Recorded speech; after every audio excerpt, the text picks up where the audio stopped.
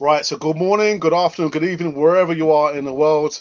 Welcome back to Cannon Fodder, the channel for Arsenal fans all over this world. And I did say actually it's going to be the Mafia. Unfortunately, we've only got two-thirds of the Mafia and one whole part of the VOR, Voice of Reason. Oh, there's no more Voice of Reason. I'm sorry about that. But welcome back to Cannon Fodder. I hope you Shot. guys are keeping safe. If it's the Easy Talk, it must be Friday.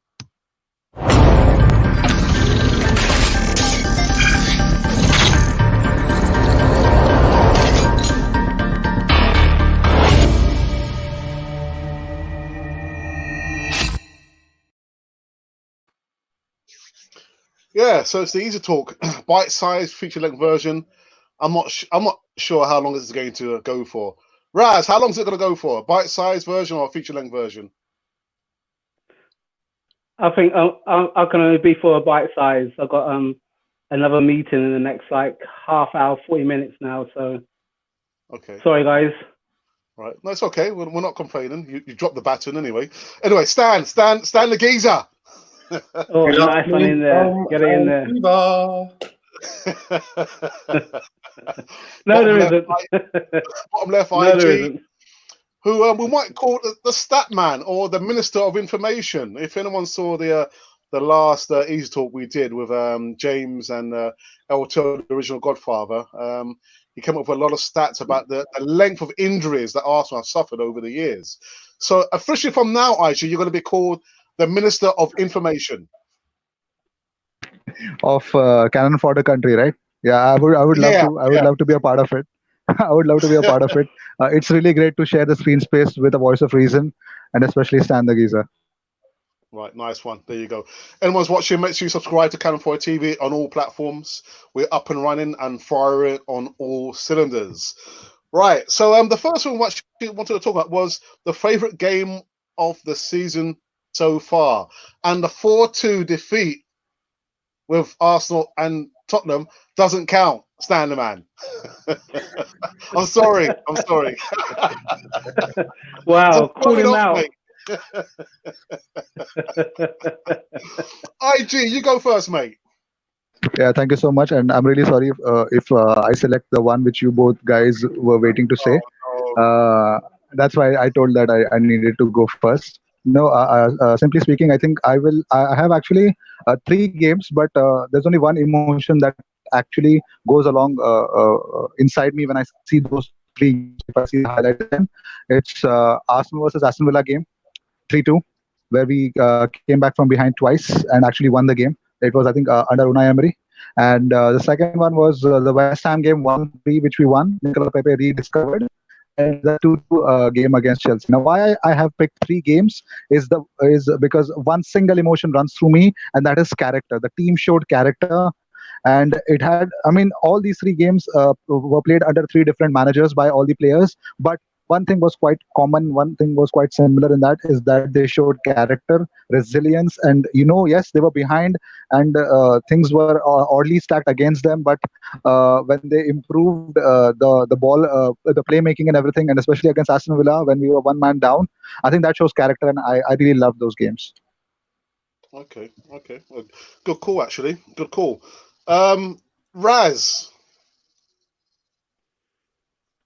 Okay. Well, I also went with three matches, and it's almost like battleship because IG sank my first one, as it were. My one was 3-2 against Aston Villa because a much Guendouzi done that amazing run to get the penalty. I thought that that was a really good character building.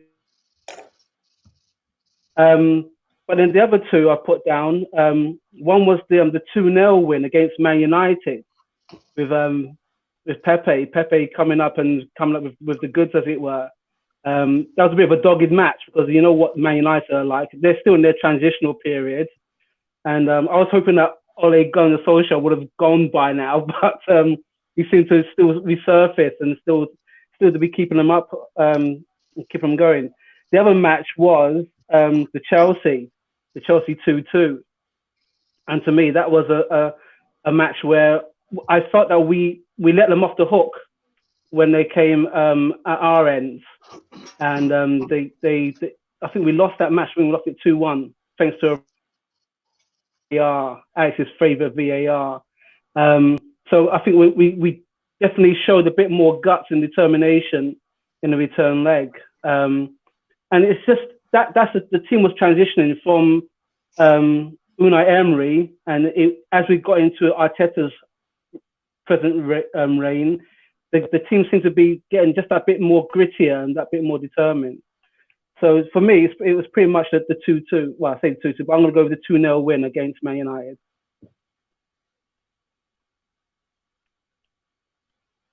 Stan, what about yourself?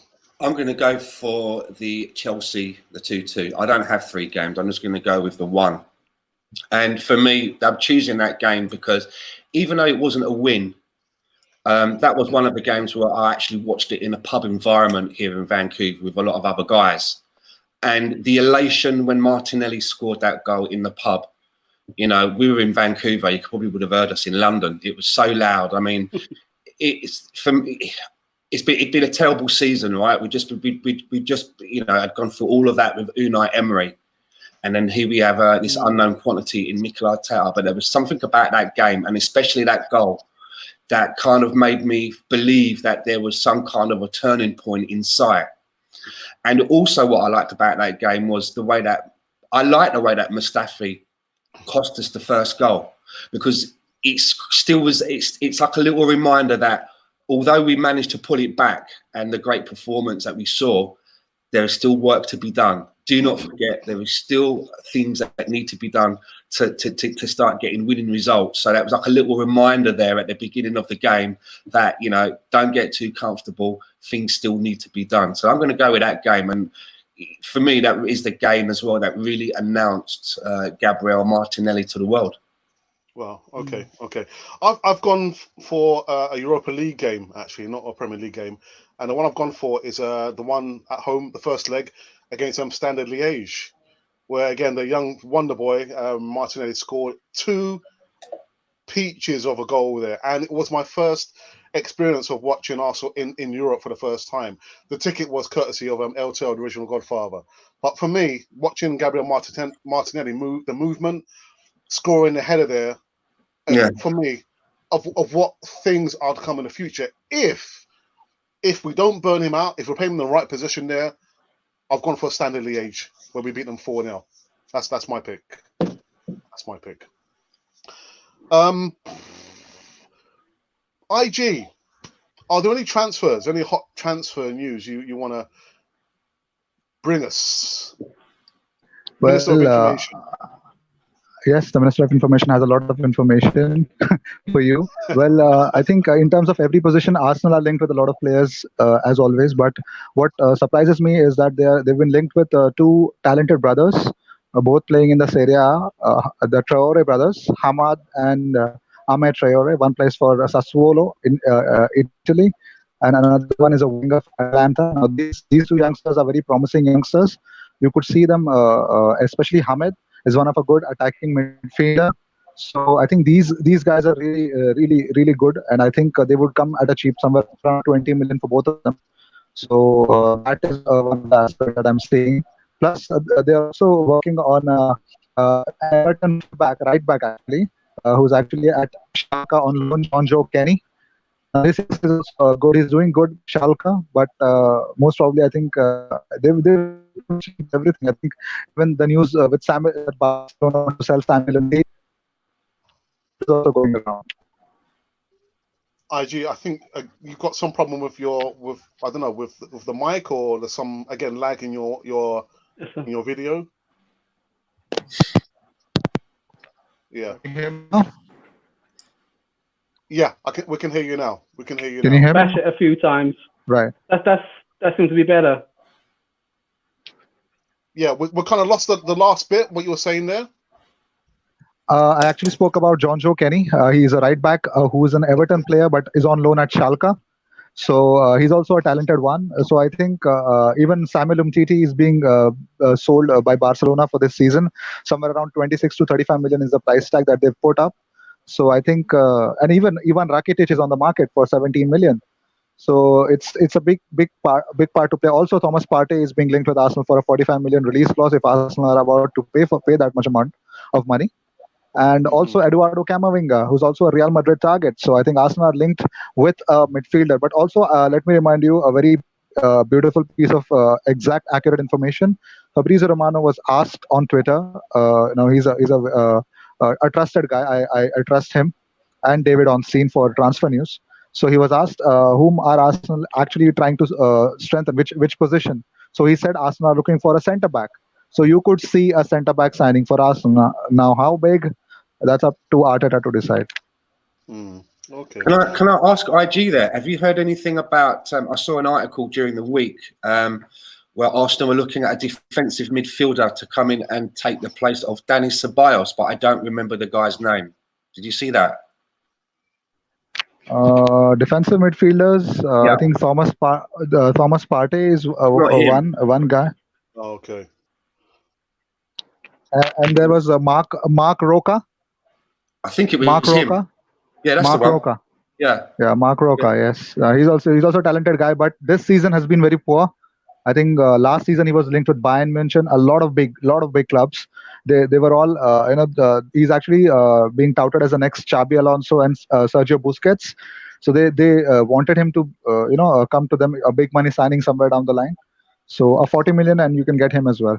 You have to pay out his release clause, 35 to 40 million. So if you had to choose then, say between, because I don't know very much about Thomas Partey and this guy Mark Roca, I know nothing about until I heard him mentioned in the week.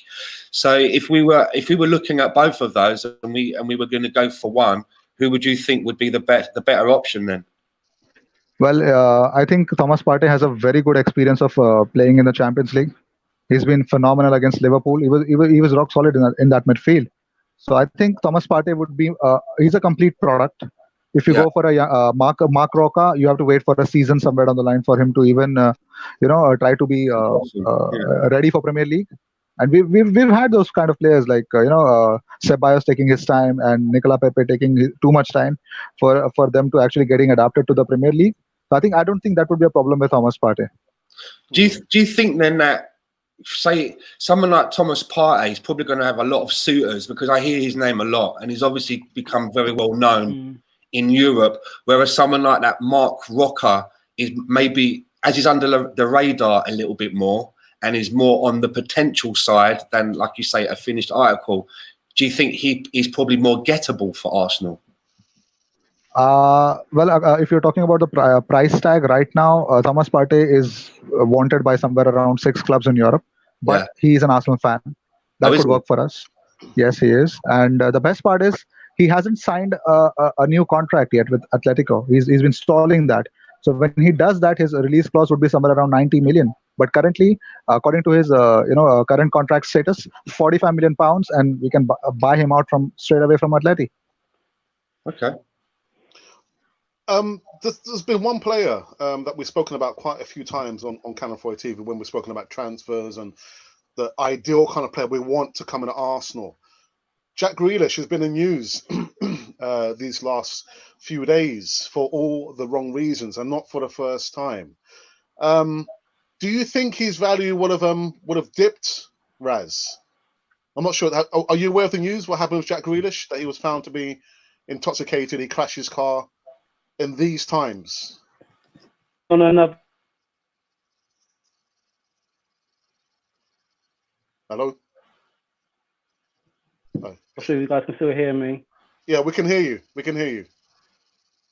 Did you hear my question? Again, it's all kind of like unsubstantiated. His car after a night out, and he left the scene. This is one of these guys. He's got a lot of talent. The way he's kept up Aston Villa in certain matches. I think he's just as well, hasn't he? Or there was talk of him getting into the England. I can't hear you. I can't hear you. Your audio's cutting in and out. Okay, let me just. So whilst you're sorting your audio out, I'm gonna ask Stan. Stan, we've spoken a few times about Jack Grealish. maybe being the ideal replacement for our current number 10? Look, Alex, here's my take on Jack Grealish. I know that he's had a lot of bad press with, what was it? First of all, he was tweeting out, stay at home, follow all the guidelines. And then it was like a day later, he had to tweet out an apology that he'd wrapped his car around a lamppost or something like that. Here's my take on it. Boys will be boys. And what I say by that is a lot of these footballers who have been playing football from a very young age, 5, 6, 7, maybe been associated with a club, they live different lives to what me and you lived when we were growing up. I grew up on the streets of South London. They grew up in a very in a vacuum almost. They're almost kind of protected. They get a lot of things done for them that you and I didn't get done for us, that we had to do for ourselves. Do you know what I mean? Where we would get taught how to iron our clothes, how to look after ourselves. Everything is done for them. And I believe that some of these footballers, they get a little bit reckless and they haven't got, and I mean this in a nice way, they haven't got a lot of common sense because they've been mollycoddled, because they've had things done for them.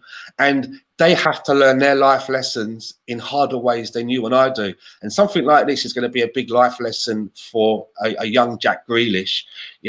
He doesn't have people sitting him down and talking to him like we did when we were younger. He has to go out there and make these mistakes. I don't think it's going to affect his value in any way whatsoever. And I think within a few more weeks, we probably won't even be talking about this story about Jack Grealish. I think it's just water under a bridge. But it doesn't excuse the fact that, doesn't matter what he's thinking. He is a role model. There's going to be thousands of young kids who are wanting to emulate Jack Grealish. Well, I mean, he's not the first, right? Look at Nicholas Bentner.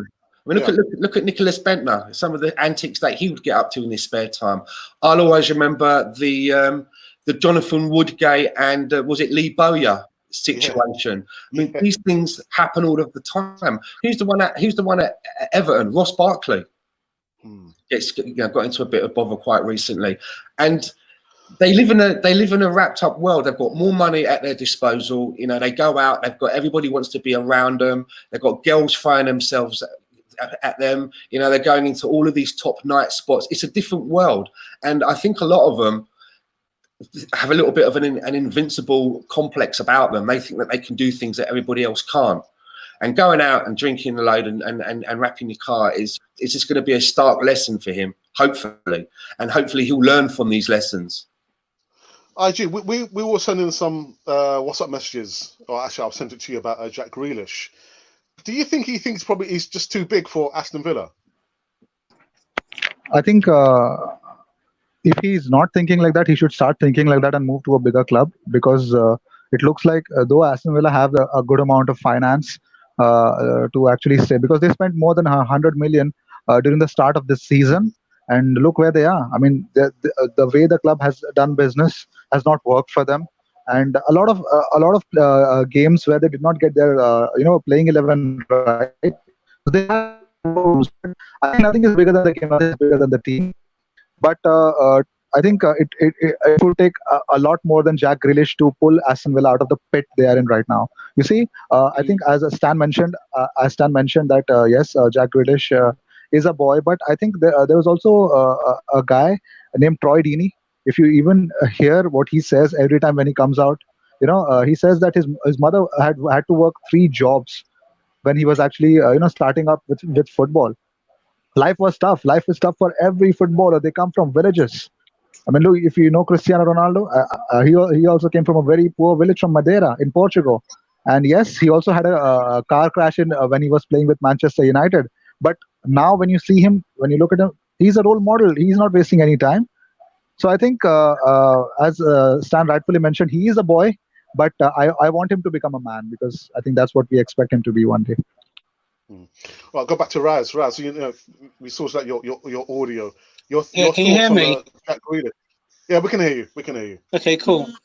Okay, so my thoughts. I remember obviously those incidents with other players. I remember when Rooney was going through his challenging period, as we say, with Ladies of the Night, and how he treated his teammates. Ladies of the Night. Yeah. And It's how a about John family Terry? show, Stan. It's a family show. So, but I remember also Jack Wilshere. One time he was caught outside of a nightclub and he was smoking, and everyone's thinking, like, what are you doing smoking? So, every really well-known, really charismatic, talented player through these decades, they're all being defined by certain things that's happened to them. The only thing as fans, as ourselves, that we want really is that we want them to succeed. We want them to either win the trophies or bring their teams into promotion and everything else. Of course, as anything else, it's always about the people that's around them, they're surrounded by, and that's my concern. My concern is that if your talented player is not looked after, who is it? Whose responsibility is it? It falls onto the club, and it falls onto. I remember, for example, I'm maybe showing my age a bit here. George Best, when he was about 17, I don't think that's really changed as much. But the talented players would stay at certain homes, and the parents or the people who own those homes actually taught them to do stuff. Of course, George Best pretty much did his stuff on the pitch. He was great. It was only when the success slightly went to, I wouldn't say went to his head. He was in that culture of the times where it was great to have X amount of businesses. He had business under his arm.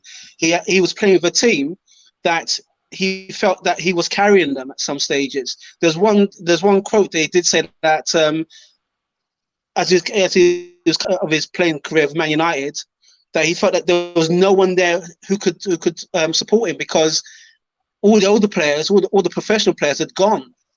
So that's his slippery slope. Now, what happened to Wilshere? Wilshere playing for West Ham is disappeared. Grealish has got his future ahead of him, but it's the people that's by his side that's meant to be looking after him.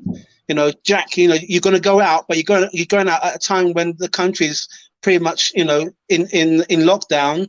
Be sensible. Yeah. If it's an asset, you look after him.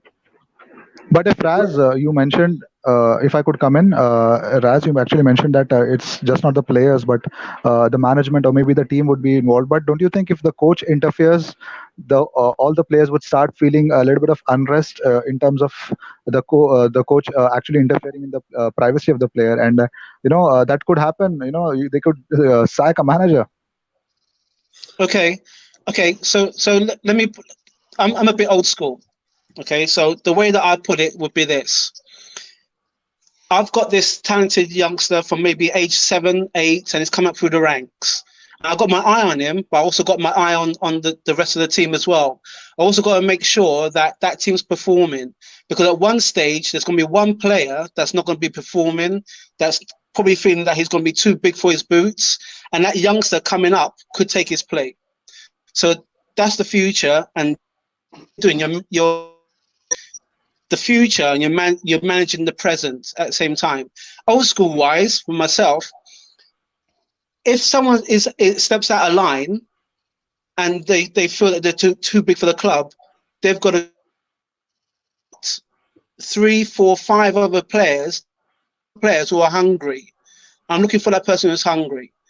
And if that player feels that he's too big for his boots, he goes. Look at Cristiano Ronaldo attitude, and so pretty much he left Man United.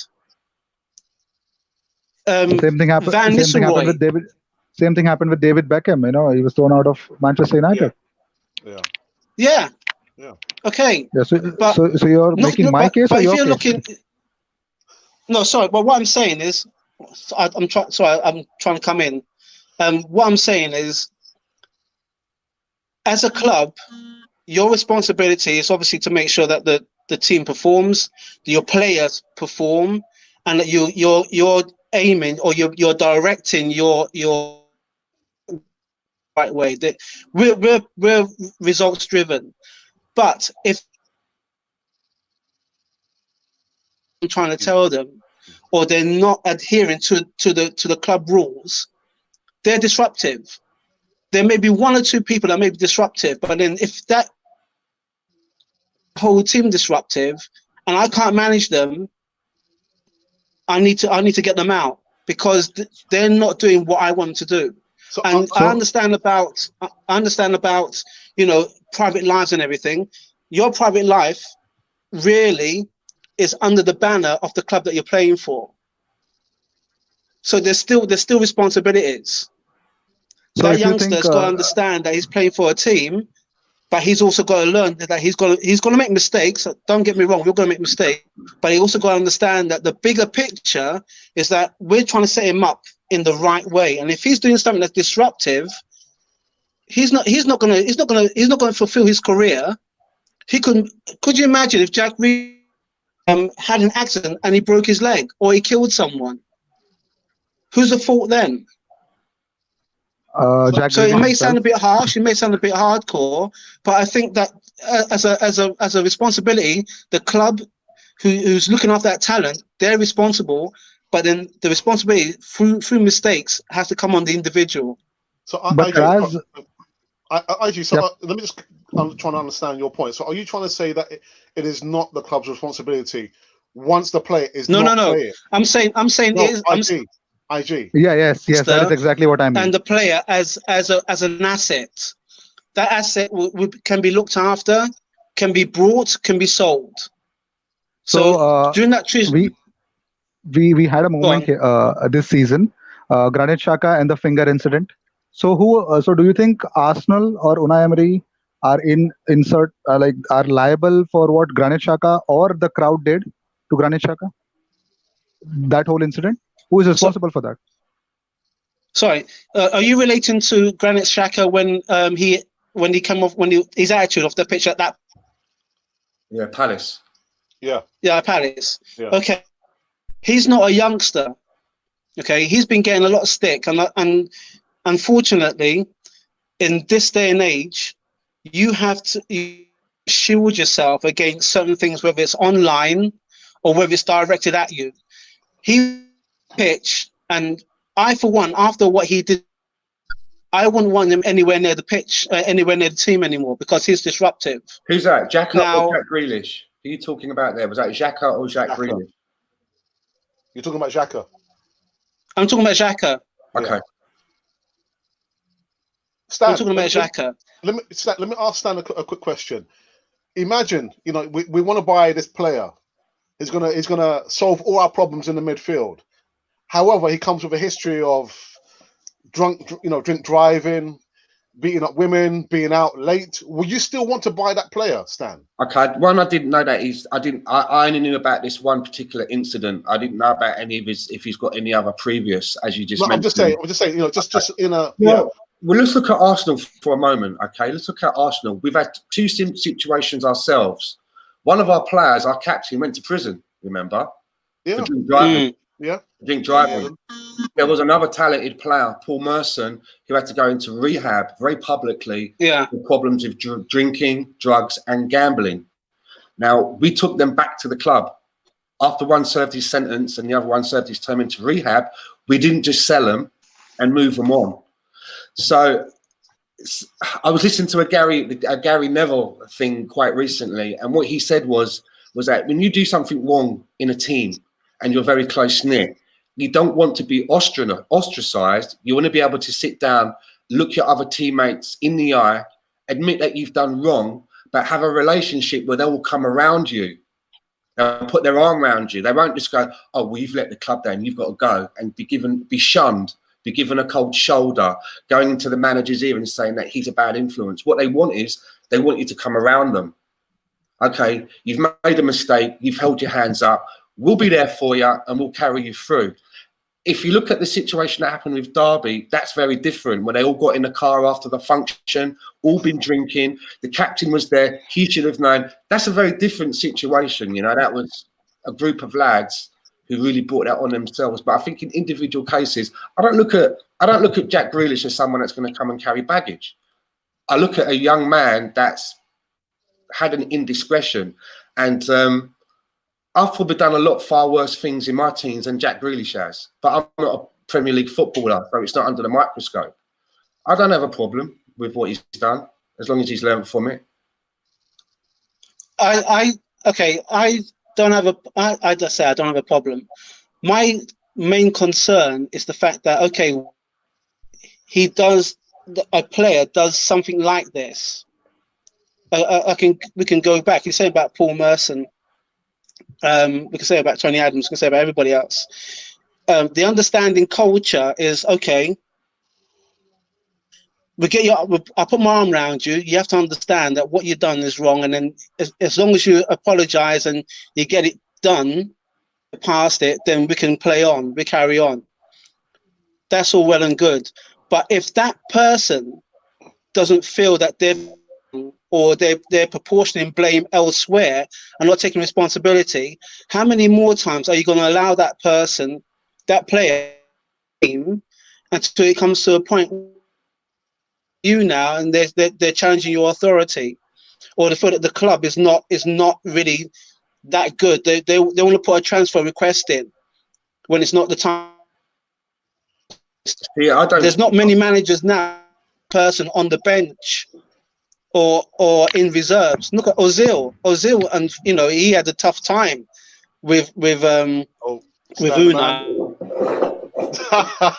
and then he came slowly back into the team again. Ralph, you got to put a fiver in the kitty, mate. Stan, you still keep it with you. First time we've met, the tin is the tin. So we've got the Minister of Information, we've got the accountant, we've got the voice of reason. The thing is, with going back to Jack Grealish, someone like Jack Grealish he's like the jewel in Aston Villa's crown, yeah? And going away a little bit from the disciplinary side about would he come, is he the sort of player that wants to further his career, or is he like a Mark Noble?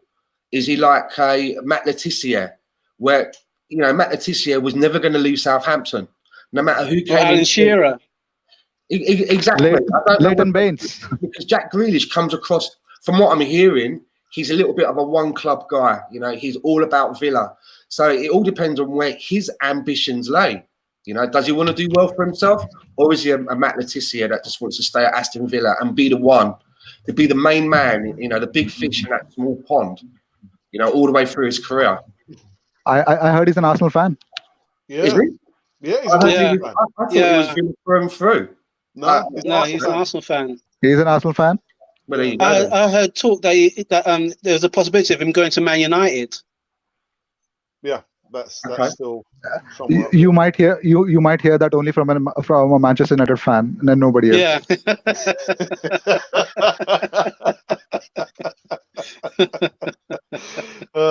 Guys, listen, I was just passing by watching the Easy Talk now, or at a later stage. I've got the Minister of Information, aka IG. I've got the accountant, Stan the Geezer, and I've got a voice of reason on this Easy Talk bite size. It's a tough one. I'm just thinking, the players. I mean, I would have died to have played in the Premier League. I would have died to play for Arsenal. And I'm sure there's some managers out there who would have taken a hard line that if you're going to mess up this opportunity, you're out of the door. You're out of the door. That's not what I'm. That's what I'm saying. I'm just thinking there's some managers out there who would not tolerate that kind of behaviour.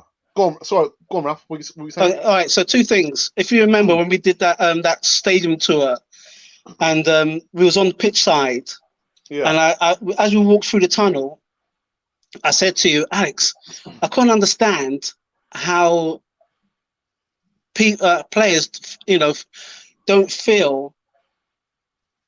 I mean, this is the Premiership.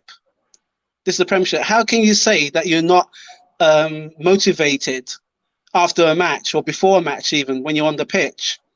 And you're saying, well, Ralph, sometimes some players do feel that kind of way. And I'm saying, Alex, where we are at this moment in time, every fan, regardless of us, every fan who's played the game or still playing or whatever, when you support a team and you go to the actual ground and you look at the ground and you think, this is what it's all about. You hope that player, when he has that chance to put the ball in the back of the net or the defender or the goalkeeper or whatever, that they feel that kind of thing. Yeah. But I think Theo Walcott actually said that he kind of fell out of love, didn't he? When he was coming towards the end of his time at Arsenal, he said that, you know, he's kind of he fell out of love of Arsenal and football. You know, but it happens. But I'm just thinking, I'm sure of us, we would all die to play for a Premier League team. It's because none of us have grown up around it. Players that have grown up, say you've been in the Arsenal youth team since you were 6 and you've managed to work your way up to the under 23s. I think some players will probably take it for granted. They see the same place every day when they go to work. Yeah. You know, it's not like you and I where we do a stadium tour and we walk out of that tunnel onto and our footsteps on the pitch. We're starstruck. You know, we're in awe. But Stan as well, don't you think as well? The problem could be because nowadays there's no real connect with the player and the fans. Literally, you won't see, maybe in the old days where you probably see walking down a Hollow Road, you probably see, I don't know, Tony Adams. But like now, there's a big disconnect between the players and the fans. You can't have any real feeling or connection with the players because they're so protected. I think that's where. Well, I remember that time that we again, one of the stories that we shared on here a while back, how we was in Wood Green, and it was in Tyrac. Anyone who knows who Tyrac, what Tyrac was, is a shop that sold ties and belts. No. And in through the door walks Rocky Rocastle and Paul Day, and Rocky asked me if I can help him. And I said, no, I don't work here, mate. Like, but. It was just, I was starstruck. That was Rocky, you know what I mean? And as soon as they came in, they left. And I was thinking that just they were so approachable. Like Alex was saying, it's a connection. There's a disconnect, unfortunately. And I also remember actually one guy from my old school, he had trials for Arsenal, and the apprenticeship was you go in, obviously you learn as much as you can learn about how to positional play, but you also do the boots or the professionals. You clean up, you do all the time, all the kits and everything else. To me, that solidifies you with the club because you appreciate everything. You appreciate the person coming, but it doesn't guarantee connection wise with the. Because look at Willock. He's been at the club since he was 6 years old, and I think for me the best match he had when he came on the final Europa League Cup final against Chelsea. That 10 minutes he came on there was the best 10 minutes he's had at Arsenal. Apart from that, maybe he's been at Arsenal too long. That's why I think some of these youngsters like Willock, they need to go out and loan. Yeah. They need to go to another club where they look at the facilities and they like, bloody hell, it's much better at Arsenal. Do you know what I mean? Our changing room had underfloor heating. Nice one, freezing. Things like that, mate. It makes you appreciate what you've got. You go away and it's a little bit like just touching on what Raz says. You talked about the day that you both went on a stadium tour and you were in awe of the place. Yeah. And you're thinking to yourself, well, how come you see certain players and they just look like it doesn't really matter to them. If you've had that one thing, it's like when you see a guy who's going out with a supermodel kind of a looking girlfriend, or you see that one actor. Okay, here's one, Hugh Grant. Hugh Grant was with Liz Hurley, a very, very attractive woman. Turns out the guy was sneaking out. And he was paying, that Desiree Brown, he was running up paying these women that of a lower standard to what he had for free. Yeah. And everyone was like, how does that? What the hell? That's exactly the situation because you've got it. Right, he's waking up next. That's a very good analogy. Yeah, he's waking up next to Liz every morning. He's seen Liz when she's like got a jogging suit on or what have you, or her hair or whatever. He probably hears Liz snoring at night next to him in bed, or waking up in the morning and farting next to him or whatever. Who knows? A bit of home truth. Exactly. But you know what I'm getting at though. Sometimes if you've been around something which is of a high quality, you take it for granted until it's gone. And you do hear a lot of players say that a lot of players that actually end up leaving Arsenal, whether they've agitated for a move or whether they haven't quite come up to scratch, they always regret it when they've left. They always look back at Arsenal and go, that's probably one of the best facilities, one of the best places I had to learn my trade. Yeah, I think you're right. Willock, I think he should put him out on loan so he can actually realise, get that fire back in his belly, man, because, Willock, man. Listen, there's one comment in the chat, and it's come from Glenn Kitely, who says, hey, guys, is that really IG? Yes, it is IG. Who else can it be? That's probably because he's seen me without the beard, maybe. It could be. Yeah. He's now the Minister of Information, so get it right, Glenn. The next segment, the last segment before we wrap this up, there's some tweets. I'm going to go through some tweets here. And Stan, I think you might need to get the collection tin ready. Because the first tweet is Andre Arshavin, who says he believes that our number 10, Mesut Ozil, his time is up at Arsenal. I think he did an interview with the Daily Mail online. And he gave his thoughts about something that we've always said literally his time is up at Arsenal. The next tweet comes from the Gunners. Stan, did you want to say anything else about that? No, please go on. No? All right, okay. Next one is from the Gunners Daily. Again, Arshavin. He's talking about Pepe. And he says, Pepe is a very talented player. He's very quick and good finisher.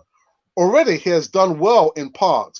Maybe not so much as he could, but I see the potential and he will become one of the biggest stars in the Premier League. He will be huge, Raz.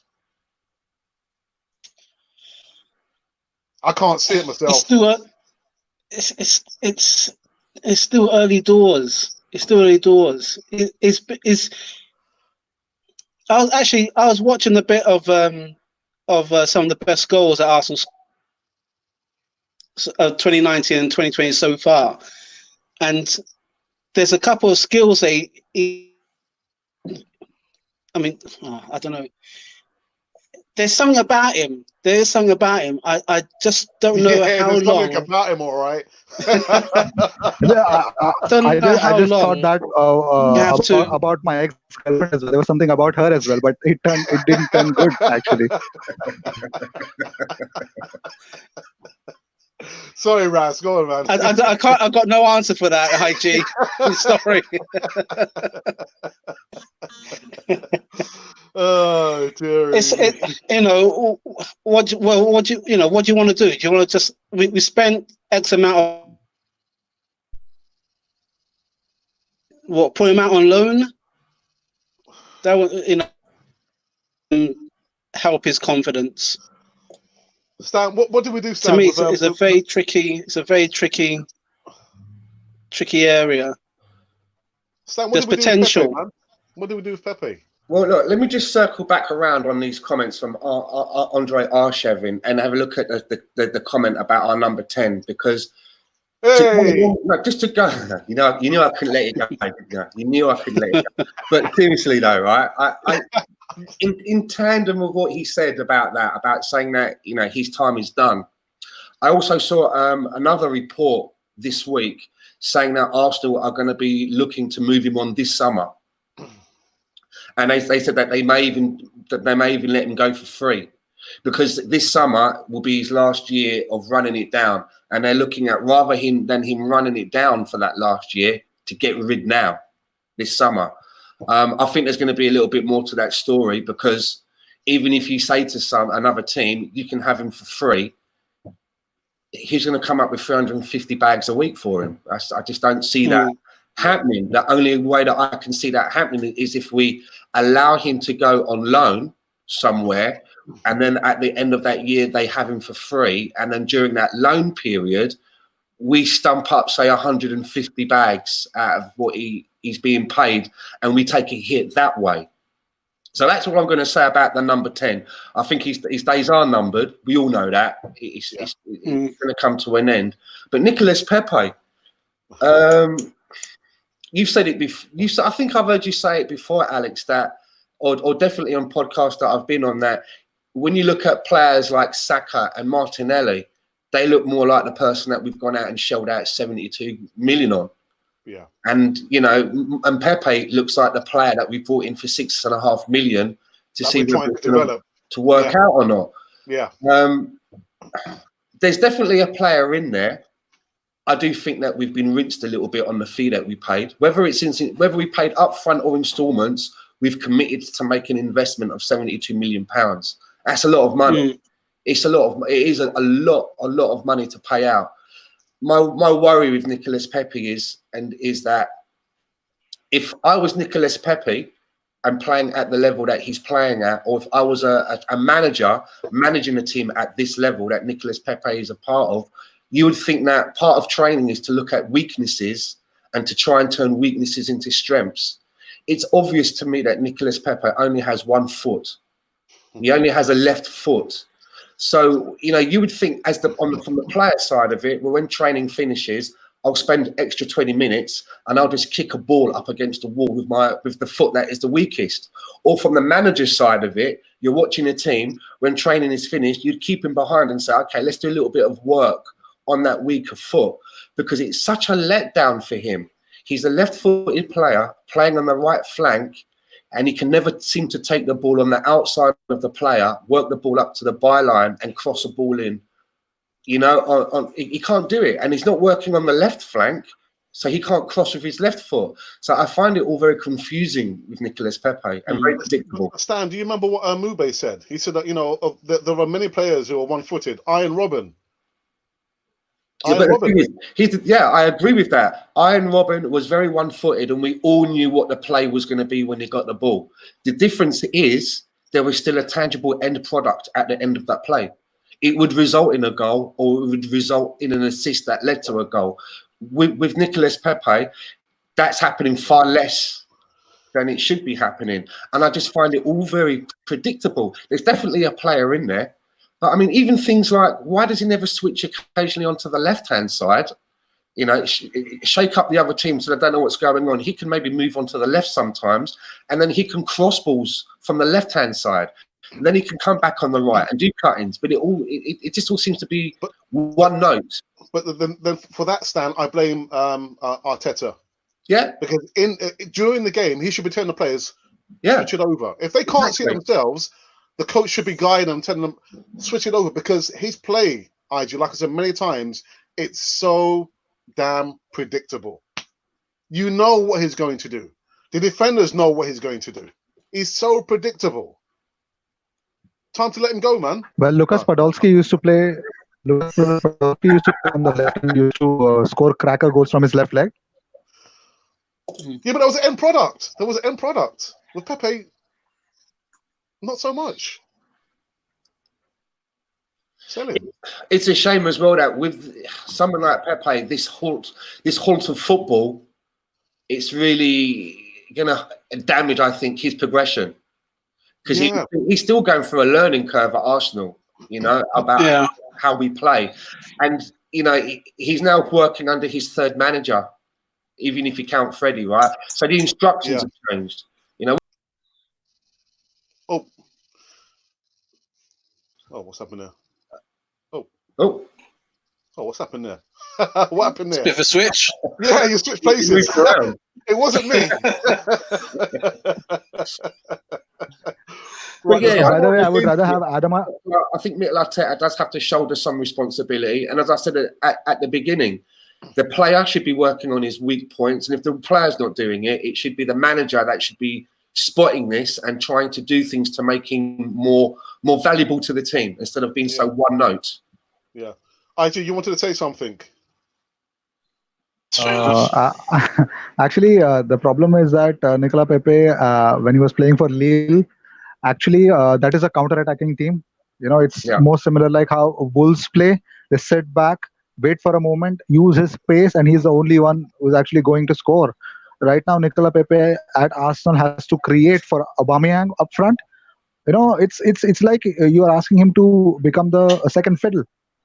I think that's the major issues. The main reasons why he could assist so much a season earlier and score that much amount of goals. If you go and see those majority of those goals, almost 30-40% are penalties, and the others are counter-attacking goals. So he would have been a super hit if you actually sit back, wait, and if he's the only runner, just like how Adama Traore is for Wolves, how he destroyed Manchester City 2-0 when they played for the first time. So that's not an excuse. But if we are to play the Arsenal way, I think he has to work hard. Yeah. Listen, there are a couple of comments in the chat from the original Godfather. And the first one is Pepe over dribbles, always trying to beat three men. He slows down the attack. Yeah. And this one's a classic one. He says, my wife is two-footed.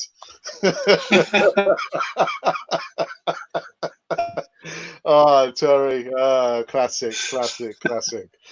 I just find it just so frustrating. Really, really frustrating. Listen, back on the tweets, just a couple more before we end this segment.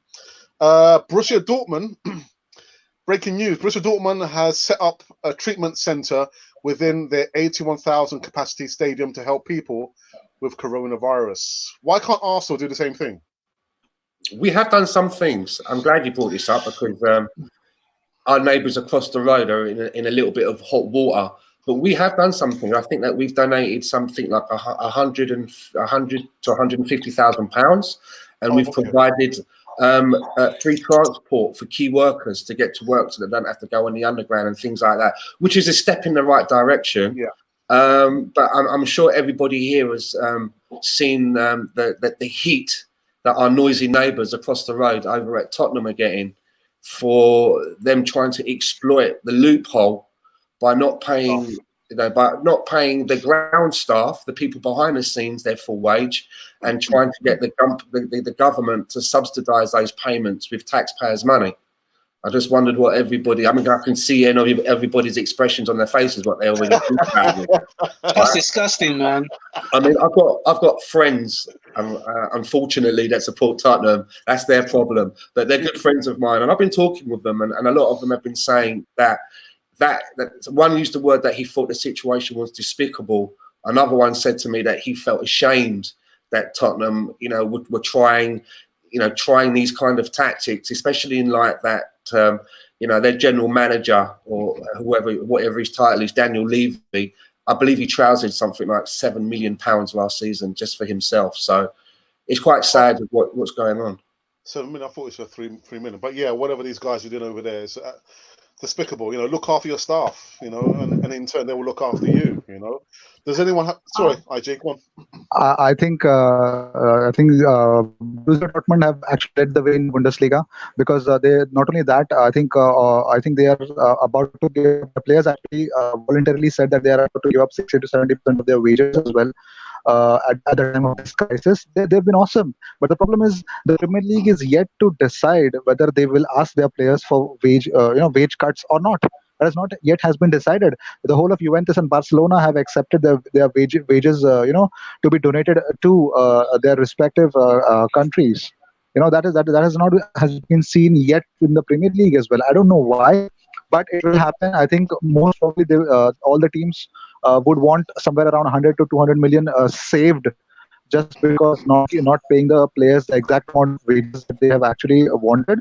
And also, I think recently I got a news that they are going to pay the NHS plus 125 million will be paid to the Championship and lower league division clubs so that they don't get dissolved. Yeah, and that was going to be actually my last tweet, where it actually says, this has come from Sky, breaking news. The Premier League has announced clubs have unanimously agreed to consult their players regarding a combination of additional reductions and deferrals, announcing to 30% of their annual remuneration. They're still thinking about it, whilst all the other leagues they have done it. This has been the problem from the very beginning. That the United Kingdom always seems to be late to respond to things, and that's been a lot of people's problems. Whether it's the quarantine measures and the things that have been rolled out by the government, we always seem to be a little bit behind. I feel that the United Kingdom should be a little bit more forward thinking. We should be trying to set an example. Yeah. Well, Stan, Yeah. you know who is ahead? Belgium. Belgian league has been suspended, and Club Brugge, who are 15 points ahead, they have been crowned as champions for this season.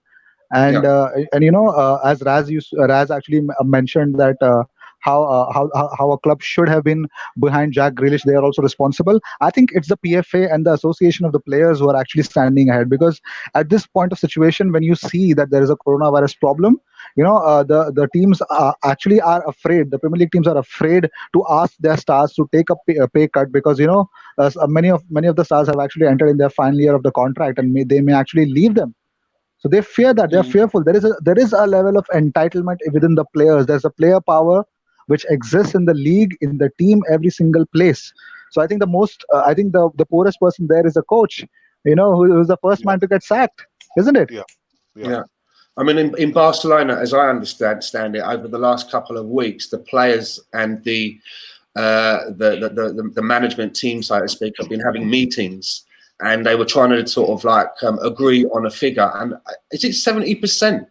I thought the figure was 70%. I may be wrong. Yes, 70%. No, Barcelona. you're right. Wow. That's a big chunk. Yeah, that's a You big know who chunk. they And you it know will help. you know who they consulted? One man, Leo Messi. Yeah, that's enough, isn't it? Well, I understand that Leo Messi himself donated £1 million to Argentinian football to help with the COVID-19 over there.